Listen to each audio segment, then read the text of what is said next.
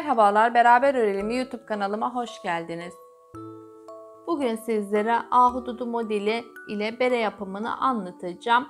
Berem 1 ila 3 yaşa olabilecek ölçüde. Berem için 250 metre uzunluğunda ip kullandım. 4 milim şişle beraber beremi ördüm. Bereme ben 88 ilmekle beraber başladım. Eğer ki sizler daha büyük yaşa örecekseniz her bir model için 3'er ilmek ekleyerek daha büyük yaşa bereyi örebilirsiniz. Daha küçük örmek isterseniz 3'er ilmek eksilterek bereyi daha küçük yaşa örebilirsiniz. Daha küçük yaşa ördüğünüzde bir model veya 2 model eksilterek onu ayarlayabilirsiniz. Büyük yaşa ördüğünüzde de ben yukarıya doğru 9 sıra ahududu modeli ördüm. Sizler birer sıra, ikişer sıra ya da üçer sıra arttırarak daha büyük yaşa bereyi örebilirsiniz. Bereme ben 88 ilmekle beraber başladım. Biraz lastik ördüm. Sonrasında ahududu modelinin kurulumunu yaptım. Sonrasında yukarıya doğru ahududu modelimi ördüm. Sonra tepe kısımda eksiltmelerimi yaptım. En son olarak birleşimimi yaptım ve kenar dikişimi yaparak beremi bitirdim. En sonda elde yapmış olduğum pomponu dikerek beremi tamamladım. Sizler hazır pompon da kullanabilirsiniz. Bu şekilde güzel bir bere çalışması oldu. Sizler de istediğiniz renkle beraber bereyi örebilirsiniz. Şimdi beremizin yapımına geçelim. Modelimi yapmaya başlıyorum. Modelim için 4 milim misinalı şiş kullanacağım. Sizler normal şişle beraber de örebilirsiniz. Şöyle 100 gram 250 metre uzunluğunda iple beraber modeli öreceğim. Sizler de istediğiniz renkle beraber modeli örebilirsiniz. Başlangıçta şişimin üzerine 88 adet ilmek atarak başlıyorum. İlmeklerimi şu şekilde atıyorum. 88 tane ilmeğimi şişimin üzerine atıyorum. 88 tane ilmeğimi şişimin üzerine attım. İlk ilmeğimi düz olarak örüyorum. Burada hiç ilmeğim örülmemiş olduğundan, ilk sıram olduğundan ilk ilmeğimi düz olarak ördüm. İpimi arka yüze alıyorum. Sonraki ilmeğimi ters olarak örüyorum.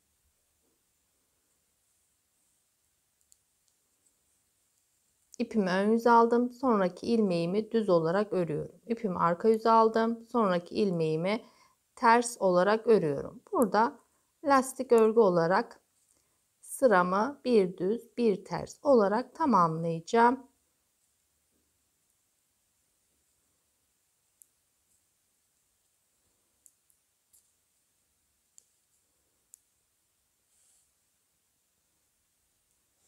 Sıramı bir düz bir ters olarak tamamladım. Şimdi örneğimi çeviriyorum. Örneğimin ön yüzündeyim.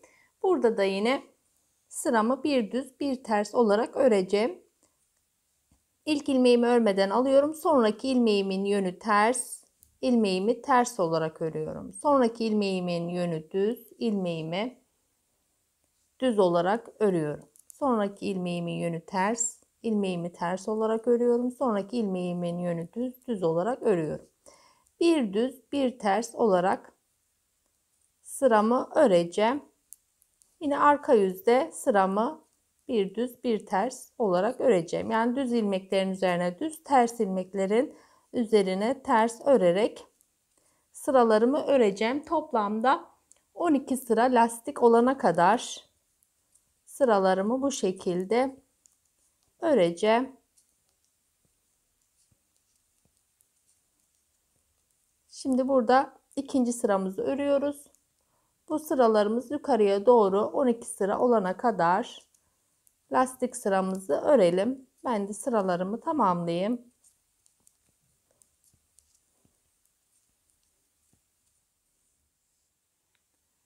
Lastik sıralarımı ördüm. Şuradaki düz örgülerimizi yukarıya doğru saydığımızda 2, 4, 6, 8, 10, 11, 12. sıra şişimin üzerinde. Bu şekilde 12 sıra lastik örgümü ördüm. Örneğimin ön yüzündeyim. Burada modelimizin kurulumunu yapacağız. Kenardaki ilmeğimi örmeden alıyorum. Sonraki 2 ilmeğimi ters örüyorum.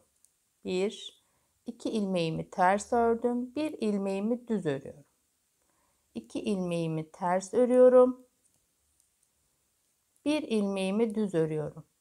2 ilmeğimi ters örüyorum. 1 ilmeğimi düz örüyorum. Bu şekilde bu sıramı tamamlayacağım. 2 ilmeğimi ters örüyorum. 1 ilmeğimi düz örüyorum. 2 ilmeğimi ters örüyorum. 1 ilmeğimi düz örüyorum. Bu şekilde sıramı tamamlayayım.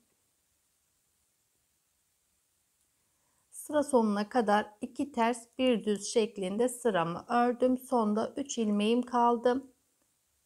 2 tersimi ördüm, 1 düz ördüm. Kalan 3 ilmeğimi ters olarak örüyorum.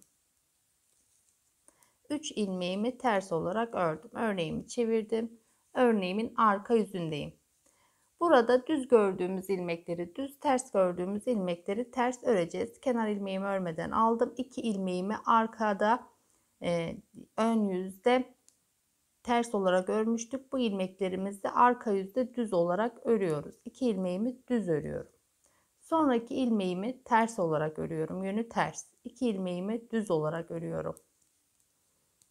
Sonraki ilmeğimi ters olarak örüyorum. Bu sıramızı da 2 düz 1 ters olarak tamamlıyoruz.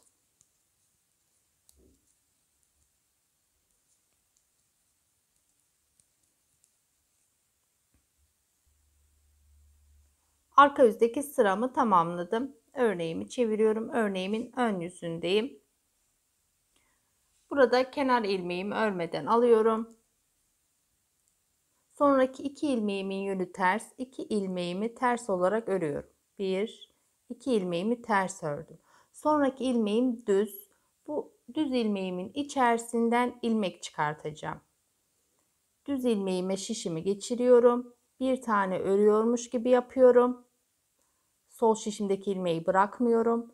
Bir tane ilmek çıkarttım. Şişime bir tane ipimi doluyorum. Tekrardan örüyormuş gibi yapıyorum. Sol şişimdeki ilmeğimi bırakmıyorum. 3 ilmeğim oldu. Tekrardan şişime bir tane ipimi doladım. Tekrardan örüyorum. Ve şişimin üzerinde 1, 2, 3, 4, 5 tane ilmeğim oldu. Sol şişimdeki ilmeği bırakıyorum. Yani düz ilmeğimin içerisinden 5 tane ilmek çıkartmış oldum. Sonraki 2 ilmeğimin yönü ters, 2 ilmeğimi ters örüyorum. Sonraki ilmeğim düz. Bu ilmeğimi düz olarak örüyorum. Bu ilmeğimden 5 ilmek çıkartmayacağım. Bu ilmeğimi düz olarak ördüm. Sonraki 2 ilmeğimin yönü ters, 2 ilmeğimi ters ördüm. Sonraki ilmeğim düz. Bu ilmeğimden 5 tane ilmek çıkartıyorum. 1, 2, 3, 4 ve 5 tane ilmeğimi çıkarttım. Sonraki 2 ilmeğim ters, 2 ilmeğimi ters olarak örüyorum. Sonraki düz ilmeğimi düz örüyorum. Bundan ilmek çıkartmıyorum. Sonraki 2 ilmeğim ters, 2 ilmeğimi ters örüyorum. Sonraki düz ilmeğimden 5 tane ilmek çıkartıyorum.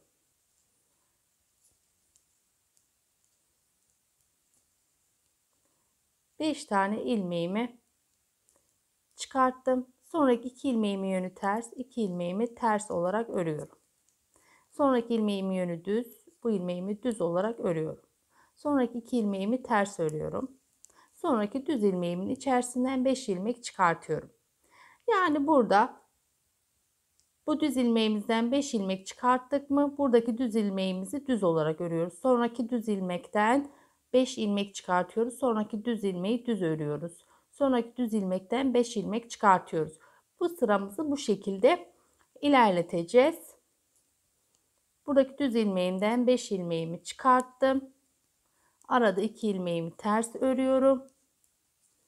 Sonraki ilmeğim düz. Bu ilmeğimi düz örüyorum. Aradaki 2 ilmeğimi ters örüyorum.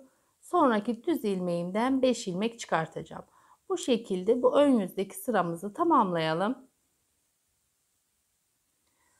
Ön yüzdeki sıramı artışlar yaparak tamamladım. Şimdi örneğimi çeviriyorum. Örneğimin arka yüzündeyim. Kenardaki ilmeğimi örmeden alıyorum. 2 tane düz ilmeğim var. Sonrasında 2 tane düz ilmeğimi ördüm. Sonrasında 5 tane artış yapmış olduğumuz ilmeklerimiz var. Bu ilmeklerimi arka yüzde olduğum için düz olarak örüyorum. 1, 2, 3, 4 ve 5. Artış yapmış olduğum ilmekleri düz olarak ördüm. Sonrasında yine 2 tane düzüm var. 2 tane düz ördüm. Sonrasında bir tane ters ilmeğim var. İlmeğimi ters olarak ördüm. Sonrasında 2 tane düz ilmeğim var. 2 tane düzümü ördüm. Sonrasında artış yapmış olduğum ilmeklerim var. Bunları da yine düz olarak örüyorum.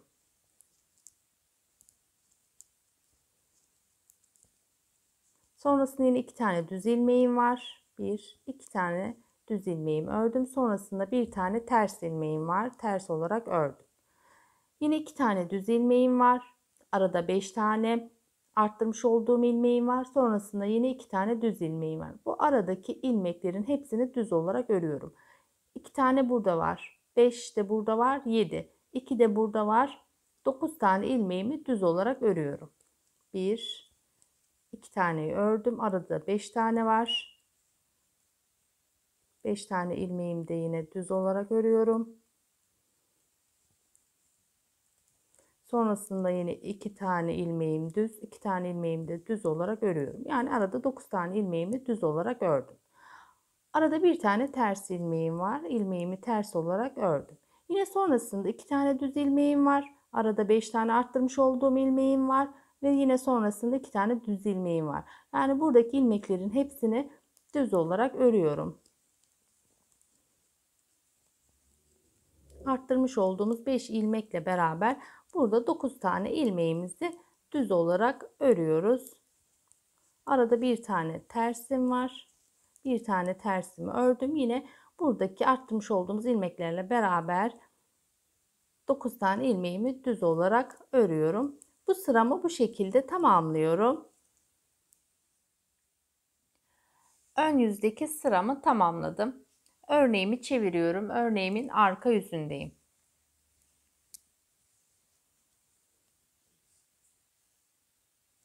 Kenardaki ilmeğimi örmeden alıyorum. Sonraki 2 ilmeğimin yönü düz, 2 ilmeğimi düz olarak örüyorum.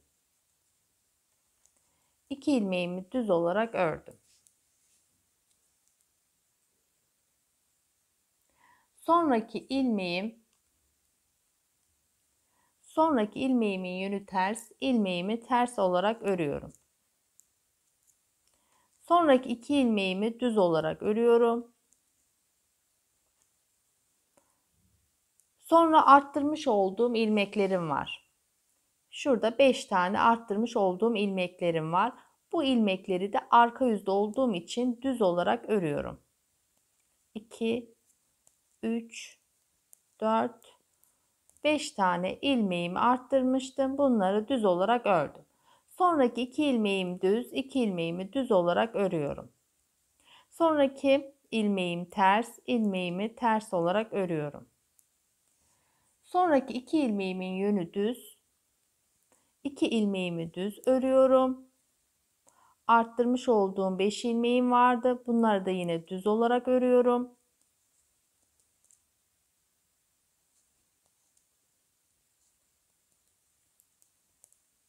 Sonrasında 2 ilmeğim düz, 2 ilmeğimi de yine düz olarak örüyorum. Sonrasında bir ilmeğim ters, ilmeğimi ters olarak ördüm. Sonrasında 2 ilmeğimin yönü düz, 2 ilmeğimi düz örüyorum.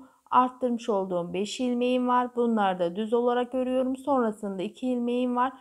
Bunlar da düz, bunlar da düz olarak örüyorum. Yani 2, 5 daha 7, 2 daha 9. 9 ilmeğimi düz olarak örüyorum. 1, 2 ilmeğimi ördüm. Arttırmış olduğum 5 ilmeğimi de örüyorum. 6, 7, kenardaki ilmeğim var. 8 ve 9 ilmeğimi düz örmüş oldum. Arada bir ilmeğimi ters örüyorum. Yine 2 ilmeğim düz. Arada 5 tane arttırmış olduğum ilmeğim var. Düz olarak öreceğim. Sonrasında yine 2 ilmeğimin yönü düz. 2 ilmeğimi de düz öreceğim.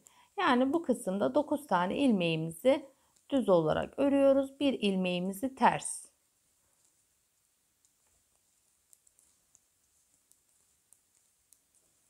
İlmeklerimi düz olarak ördüm. Bir ilmeğimi ters örüyorum. 2 ilmeğimi düz örüyorum.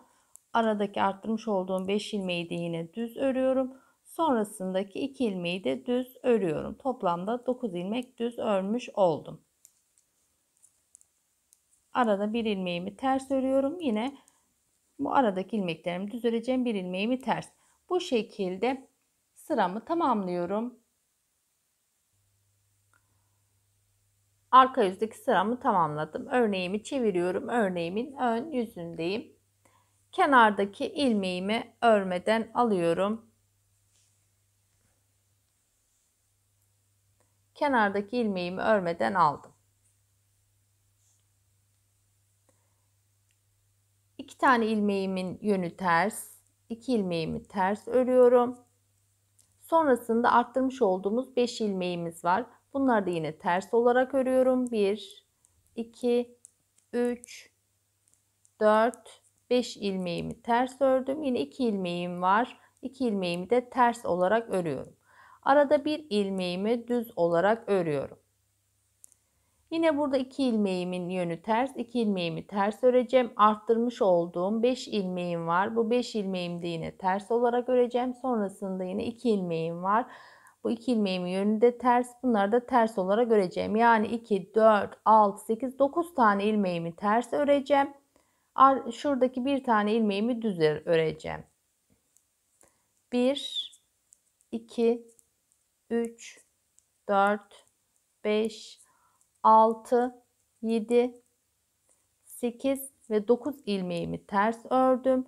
Bir ilmeğimi düz örüyorum.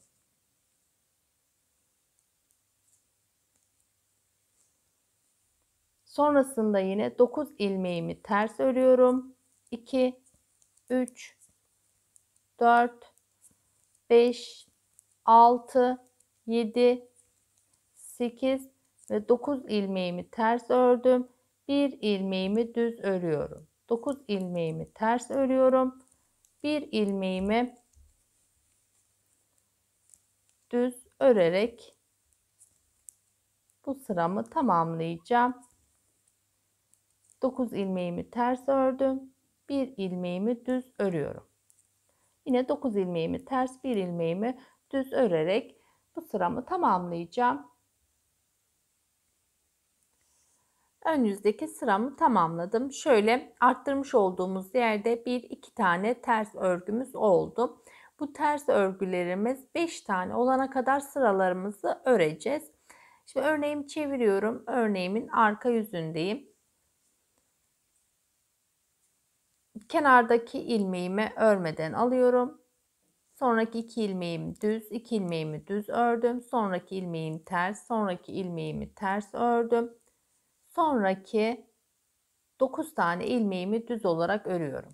1, 2, 3, 4, 5, 6, 7, 8 ve 9 ilmeğimi düz ördüm. Aradaki bir ilmeğimi ters örüyorum. Yine 9 tane ilmeğimi düz olarak örüyorum. Örneğimin arka yüzünde bu şekilde sıramı öreceğim. Ön yüzde burada 9 tane ilmeğimizi düz örmüştük. Ön yüzde bu 9 ilmeğimizi ters olarak öreceğiz. Aradaki ters örmüş olduğumuz ilmeği ön yüzde düz olarak öreceğiz. Bu şekilde sıralarımızı 5 sıraya tamamlayacağız.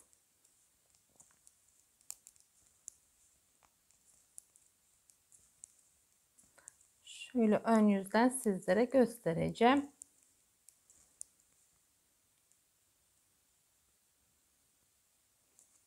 Şuradaki ters ilmeğimi atlamışım. Arada bir tane tersim var. Ters ilmeğimi ördüm. Şimdi örneğimin ön yüzünde şu arttırmış olduğumuz yerde şu şekilde 1, 2, 3 tane ters örgümüz oluyor. Bu sırayı tamamladığımızda. Yine ön yüzde bu sıramızı arada 9 ilmeğimizi ters öreceğiz. Yine şöyle arka sıraya geldiğimizde düz olarak aradaki 9 ilmeğimizi öreceğiz. Yani burayı 1, 2, 3 tane ördük. 5'e tamamlayacağız. 5 tane ters örgümüz, bu arttırmış olduğumuz yerde 5 tane ters örgümüz olana kadar sıralarımızı örelim. Ben de sıralarımı bu şekilde tamamlayayım. Sıralarımı ördüm. Arttırmış olduğumuz 5 ilmeğimizdeki ters örgülerimiz 1, 2, 3, 4, 5 tane olana kadar sıralarımı ördüm.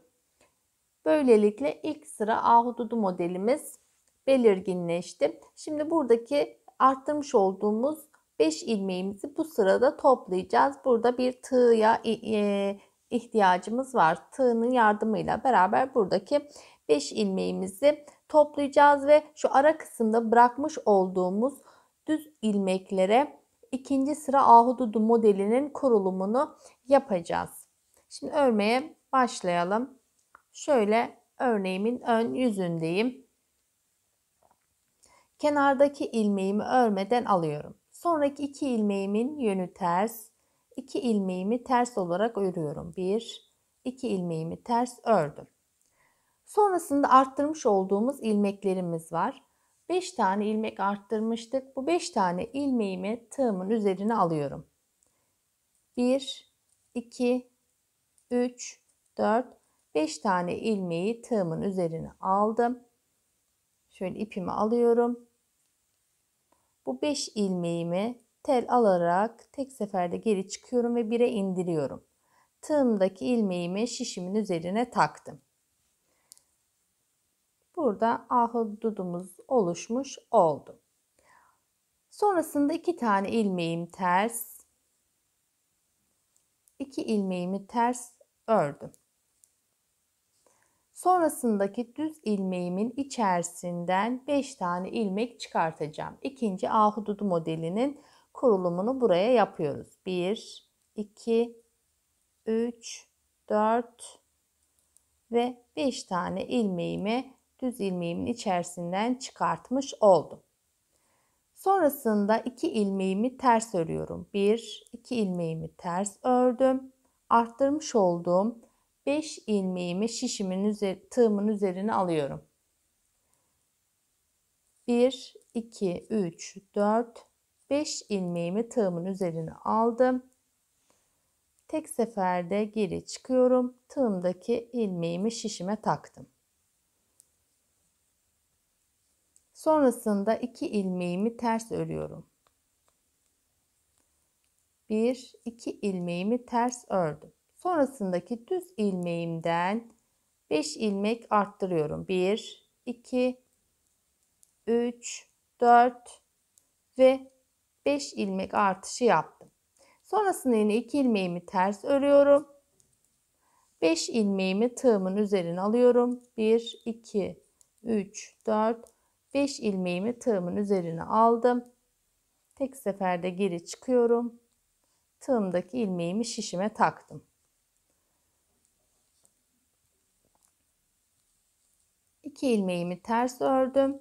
Sonrasındaki düz ilmeğimin içerisinden 5 ilmek çıkartıyorum. Yine 2 ilmeğimi ters örüyorum.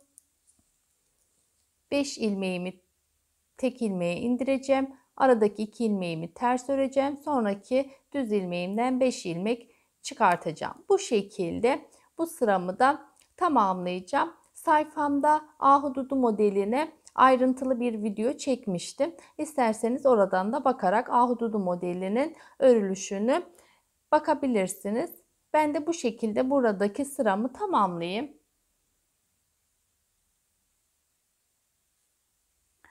Ön yüzdeki sıramı tamamladım. Ahududumuzu burada 5 ilmeğimizi kapatarak tamamlamış olduk. Buradaki düz ilmeğimizin içerisinden 5 ilmek çıkartarak ikinci ahududu modelinin kurulumunu yaptık. Şimdi bu sırada da yine ilk ahududu modelinde ne yapmışsak bu sıramızda da yine aynı şekilde öreceğiz. Örneğimi çeviriyorum. Örneğimin arka yüzündeyim. Kenardaki ilmeğimi örmeden alıyorum. Sonraki 2 ilmeğimi düz olarak örüyorum. 1, 2 ilmeğimi düz olarak ördüm. Sonrasında arttırmış olduğumuz 5 ilmeğimiz var. Bu 5 ilmeğimi de yine düz olarak örüyorum. 1, 2, 3,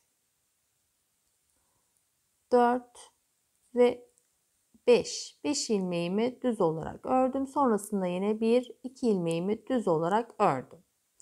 Arka yüzde bu ilmeklerimizi düz olarak örüyoruz. Ön yüze geldiğimizde bu ilmeklerimizi ters olarak öreceğiz. Şurada kapatmış olduğumuz ilmeğimiz vardı. Tığımızla beraber 5 ilmeğimizi teke düşürdüğümüz ilmeğimiz var. Bu ilmeğimizi ters olarak örüyoruz. İlmeğimi ters olarak ördüm. Sonrasında 2 ilmeğimi düz örüyorum. Arada 5 ilmeğimi yine düz olarak örüyorum. Sonrasında 2 ilmeğimi düz örüyorum. Toplamda 9 ilmeğimi düz olarak örmüş oldum. Sonrasında ahududu modelimizi kapatmış olduğumuz ilmeğimiz var. Bu ilmeğimizi ters olarak örüyoruz. Bu ters örmüş olduğumuz ilmeği ön yüzde düz olarak öreceğiz. Arada 9 tane ilmeğimi düz örüyorum. Kapatmış olduğumuz ahududu modelimizi kapatmış olduğumuz ilmeğimi ters olarak örüyorum. 9 ilmeğimi düz ördüm. Şuradaki bir ilmeğimi ters olarak örüyorum. Yine 9 ilmeğimi düz, bir ilmeğimi ters olarak öreceğim. Ön yüze geldiğimde arka yüzde düz olarak örmüş olduğum ilmekleri ters olarak öreceğim. Yine şurada arttırmış olduğumuz ilmeklerimiz, bir tane ters örgümüz var. Bunlar yukarıya doğru 5 tane olana kadar, yani alt sıradaki gibi 5 tane olana kadar buradaki ahududu modellerimizi aynı şekilde aynı sıra şeklinde örüp tamamlayacağız. Ben de bu şekilde buradaki ahududu modellerim 5 tane ters örgü olana kadar sıralarımı öreyim.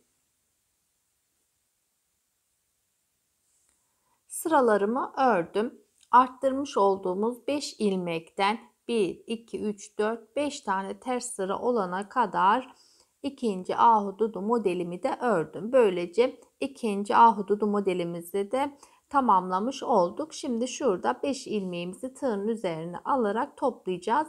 Üçüncü ahududu modelini düz ilmeğimizin üzerine kuracağız. Şimdi sıramı örmeye başlıyorum. Kenardaki ilmeğimi örmeden aldım. Sonraki 2 ilmeğimi ters olarak örüyorum. 1, 2 ilmeğimi ters olarak ördüm. Düz ilmeğimden 5 ilmek çıkartıyorum. 1, 2, 3, 4 ve 5 ilmeğimi çıkarttım. Sonrasında 2 ilmeğimi ters örüyorum. 5 ilmeğimi tığımın üzerine alıyorum. 1,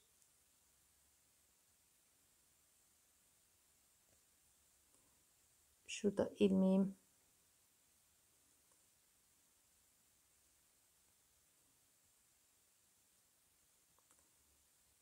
2, 3, 4 ve 5 ilmeğimi tığımın üzerine aldım. Tek seferde geri çıkıyorum. Tek seferde geri çıktım. Tığımdaki ilmeğimi şişimin üzerine taktım. Sonrasında 2 ilmeğimi ters örüyorum. 1, 2 ilmeğimi ters ördüm. Sonraki düz ilmeğimin içerisinden 5 ilmek çıkartıyorum. Sonrasında 2 ilmeğimi ters örüyorum. 5 ilmeğimi tığımın üzerine alıyorum. 5 ilmeğimi tığımın üzerine aldım. Tek seferde geri çıkıyorum. İlmeğimi şişime taktım. Sonraki 2 ilmeğimi ters örüyorum. Bu şekilde 3. model kurulumunu da yapmış oluyoruz. Yine aynı alttaki ahududu modellerini ördüğümüz gibi buradaki ahududu modelimizi de örüp sıralarımızı ilerleteceğiz. Yine şurada toplamış olduğumuz ilmeği arka yüzde ters olarak öreceğiz. Ön yüzde düz olarak öreceğiz. Aradaki ilmeklerimizi de yine modelimize göre öreceğiz. Bu şekilde sıralarımızı örüp tamamlayacağız. Ben 9 tane ahududu modeli olana kadar sıralarımı öreceğim. Bu şekilde 9 tane ahududu modeli sıram olana kadar sıralarımı öreyim. 1-2 tane ahududu modeli sırası ördüm. Bunları 9'a tamamlayacağım. Ahududu modeli sıralarımı ördüm. Şöyle yukarıya doğru 1, 2, 3, 4, 5, 6, 7, 8, 9 tane ahududu modeli sıram olana kadar beremi ördüm. Şöyle sizlere ölçüsünü vereyim. Şöyle yukarıya doğru olan yüksekliği 21 santim yüksekliğinde benim için yeterli büyüklükte. Şöyle son ahududu modeli sıramı ördüm. Artık yeni bir ahududu modeli kurmayacağız. Olan ahududu modellerimizi toplayacağız. Buradaki düz örgümüzün üzerine ahududu modeli kurulumu yapmayacağız.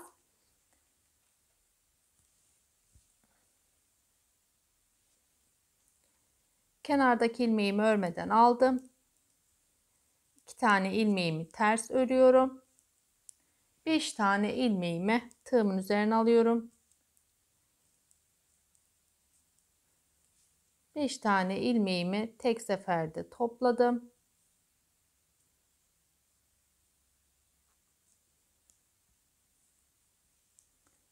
Tığımdaki ilmeğimi şişimin üzerine taktım.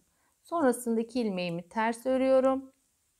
Artık model kurumu yapmayacak olduğumuzdan buradaki düz ilmeğimi düz örüyorum. Sonrasında 2 ilmeğimi ters örüyorum. 5 ilmeğimi tığımın üzerine alıyorum.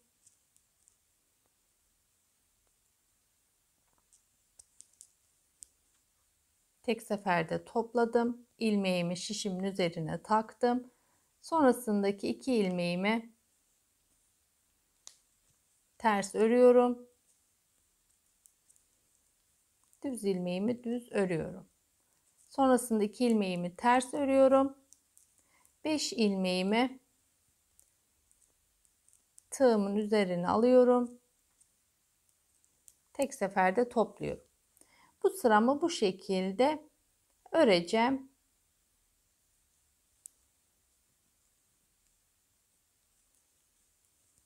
Sıra sonuna kadar sıramı bu şekilde örüyorum. Model kurulumu yapmıyoruz. Düz ilmeğimizi düz olarak örüyoruz. Ben de sıramı bu şekilde tamamlayayım. Sıramı tamamladım. Örneğimi çeviriyorum. Örneğimin arka yüzündeyim. Burada eksiltmeler yapacağım. Var olan ilmeklerimizi eksilteceğiz. Kenardaki ilmeğimi örmeden aldım. Sonraki ilmeğimi düz örüyorum. Bu sıram hep düz örerek sıra sonuna kadar gideceğim. İlk ilmeğimi örmeden aldım. Sonraki ilmeğimi düz ördüm. Sonraki 2 ilmeğimi birlikte örüyorum. Sonraki ilmeğimi düz ördüm bir tane. Sonraki 2 ilmeğimi birlikte örüyorum. Sonraki ilmeğimi düz ördüm. Sonraki 2 ilmeğimi birlikte örüyorum. Bir ilmeğimi düz örüyorum. 2 ilmeğimi birlikte örüyorum. Sıra sonuna kadar bu şekilde ilmeklerimi eksilterek öreceğim.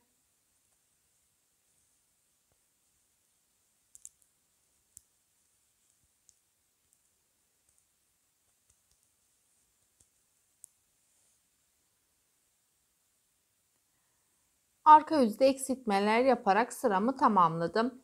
İpimi biraz uzunca kesiyorum. Şöyle ipimi biraz uzunca kestim. İpime iğnemi de şöyle geçirdim. Şimdi şişimin üzerinde var olan ilmeklerimi iğneme alacağım. Şöyle bütün ilmekleri iğnemin üzerine alıyorum. Sonrasında bu ilmeklerimi büzeceğim.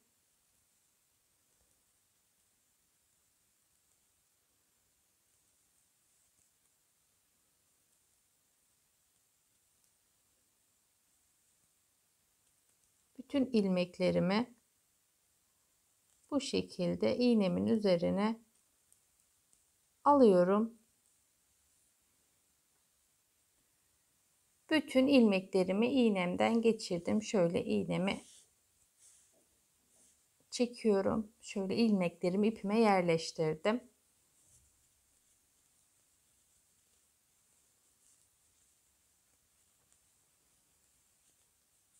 Şöyle beremin arka yüzündeyim. Tam ucu noktadan şöyle iyicene çekiyorum. Tam diğer kısımdaki ucu noktadan iğnemi geçiriyorum.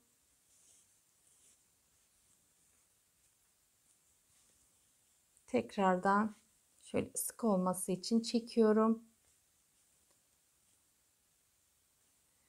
Tekrardan şöyle karşılıklı aynı noktalardan iğnemi geçiriyorum.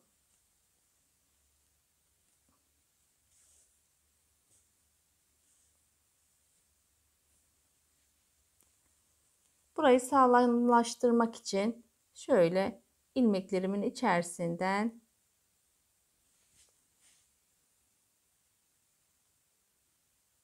tekrardan şöyle bir geçiş yapıyorum.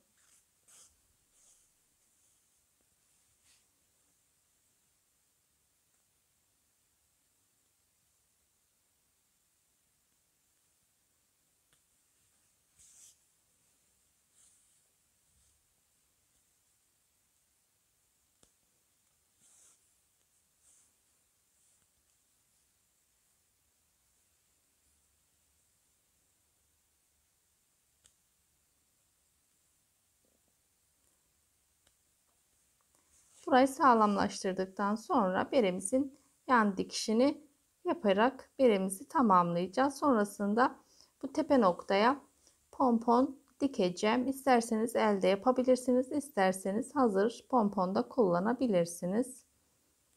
Bir tur daha dikişlerimin etrafını döndüm. Şimdi dikimime başlıyorum. İstediğiniz dikim tekniğiyle beraber bereyi dikebilirsiniz. Şöyle ben içten dikmeyeceğim. Şöyle ön yüzden beremin dikişini yapacağım. Şu şekilde dikeceğim.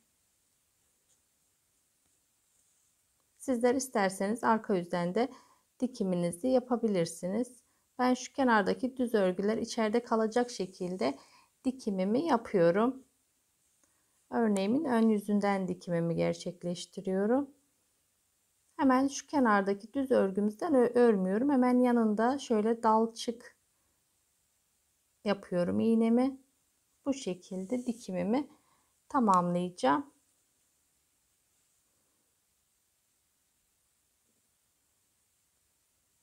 Sizler de istediğiniz teknikle beraber bereyi dikebilirsiniz. Ben bu şekilde beremi aşağıya doğru dikimini yapıyorum. Şöyle aşağıya doğru dikimimi ilerletiyorum. Ben bu şekilde dikimimi yapıyorum. Gayet de güzel oldu. Şöyle dikimimin görünümü şu kenardan şu şekilde dikimi yapıyorum.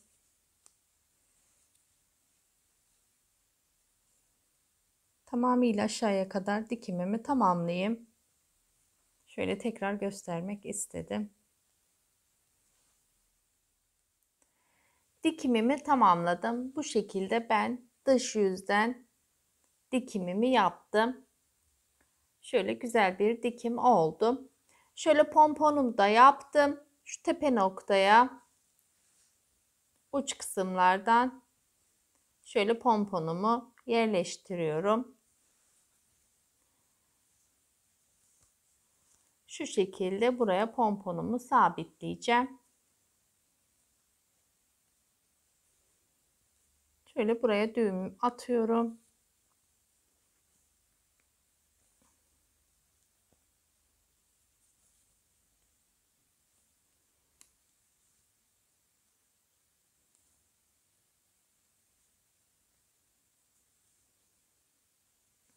Buraya pomponumu sabitledim.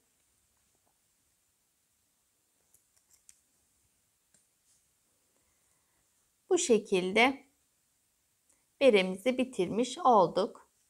Güzel bir bere çalışması oldu. Umarım sizler de beğenerek benimle beraber örmüşsünüzdür. Yapan arkadaşlara kolay gelsin diyorum. Kendinize iyi bakın, sağlıkla kalın, hoşça kalın.